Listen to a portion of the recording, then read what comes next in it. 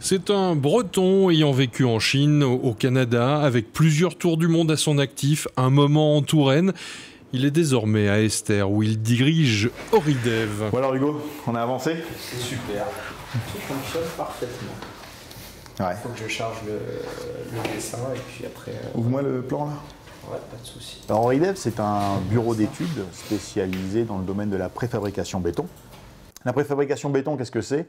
C'est la réalisation d'éléments en béton réalisés en usine, à contrario de tout ce que l'on peut faire in situ sur les chantiers. Donc notre spécialisation, c'est travailler autour du domaine du béton. C'est la réalisation de coffrages, de moules pour la réalisation de pièces béton, mais également la réflexion et le développement d'éléments qui vont permettre la fixation de gros éléments béton entre eux. Le béton, c'est la première matière première du monde. C'est la matière première qui est la plus utilisée. Certes, le béton en lui-même est un élément qui peut générer de la pollution. Mais ce béton évolue. Aujourd'hui, on essaye de faire des bétons qui sont de plus en plus décarbonés, donc qui ont une empreinte carbone réduite, mais qui vont permettre tout de même de réaliser des éléments de structure à faible coût, produits rapidement, et avec une résistance qui n'a pas son pareil avec d'autres matériaux. Au cœur de la Technopole, le bureau d'études travaille simultanément sur différents projets présentés par une clientèle internationale. C'est un nouveau projet de réalisation de parements, imitation pierre, mais réalisé en béton. C'est-à-dire qu'avec un seul moule, on va être capable de produire des milliers de pièces qui ont la même forme et à un coût réduit. Alors on va aller voir à l'atelier justement. Combien de temps normalement entre le coulage et le démoulage de la pièce? Alors ça dépend de la taille de la pièce, ça dépend du type de béton qu'on va utiliser. Pour des pièces de grande dimension, il va nous falloir 24 heures de séchage. Pour des pièces de petite dimension, et parce qu'on est capable d'améliorer le béton, on peut produire une pièce toutes les 6 heures avec un seul moule. Mais j'imagine qu'il y a des enjeux énergétiques aussi, parce que chez l'industriel, ça va peut-être passer dans un séchoir, et moins ça passe de temps dans le séchoir, moins on dépense d'énergie. Exactement, mais le véritable enjeu chez les industriels, c'est surtout la rentabilité du moule. Ça veut dire que lui, ce qu'il va chercher à faire, c'est que ça reste le moins longtemps possible dans le moule pour pouvoir produire le maximum de pièces.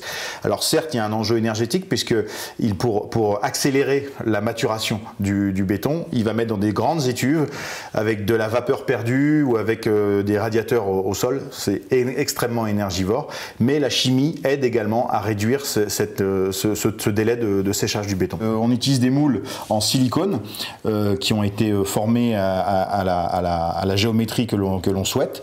Ensuite, on vient couler du béton et la pièce sera prête d'ici quelques heures. C'est assez rassurant de voir qu'on peut créer une entreprise et avoir gardé son âme d'enfant. En fait, quand on est une petite structure, justement, il faut savoir s'adapter et savoir gagner du temps avec les moyens du bord. Donc typiquement, lorsqu'on a besoin de réaliser un coffrage simple, on utilise encore des petites briques bien connues qui nous permet tout simplement de venir faire les contours de la pièce que l'on souhaite produire. Ensuite, on va venir couler le silicone, c'est assez étanche, et on gagne un temps fou et de l'argent grâce à des petites briques faites en Allemagne. Alors, puisque vous avez passé du temps au Québec, c'est ce qu'on appelle le gros bon sens? C'est exactement ça. C'est exactement ça. Ou ce qu'on peut appeler aussi le bon sens paysan, mais on en est fiers. Oridev, c'est également les accessoires qui vont permettre à des éléments béton de grande dimension, de plusieurs tonnes, de se fixer entre eux. On a développé des systèmes de fixation qui permettent d'assembler des gros éléments béton de plusieurs tonnes ensemble, sans être obligé d'intervenir, sans que l'homme soit obligé d'intervenir. Donc c'est des systèmes qui permettent de se clipser, deux pièces béton de plusieurs tonnes ensemble. Ça, ce système-là, il est en ce moment utilisé, par exemple, sur tout le métro de Singapour. On l'a utilisé également en Thaïlande et on espère en continuer à le développer en Amérique du Nord notamment. Avec une excellente connexion aux entreprises internationales, la société tire son épingle du jeu depuis Limoges. Le domaine du béton est un domaine très particulier, très fermé.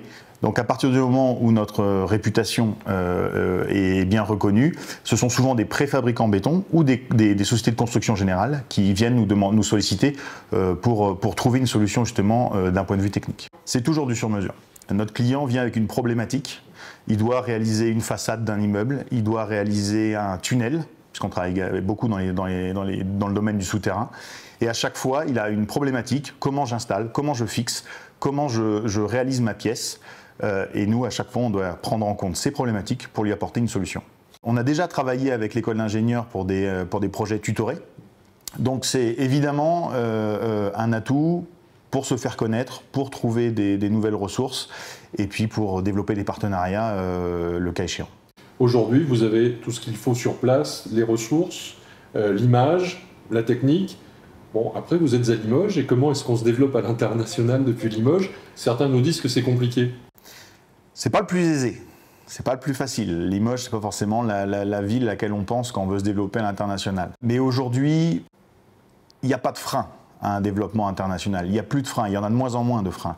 Les technologies de communication, la proximité d'un aéroport international, même si les gens ont tendance à l'oublier, mais moi je prends 2 à 3 avions par mois, je me déplace dans le monde entier, et très souvent au départ de Limoges, parce qu'il y a une liaison très simple jusqu'à Londres, qui nous permet après de rayonner dans le monde entier. Donc, évidemment qu'il y a des problèmes, évidemment qu'il y a des freins, mais arrêtons de nous focaliser sur les freins et arrêtons de chercher des excuses, on peut y arriver.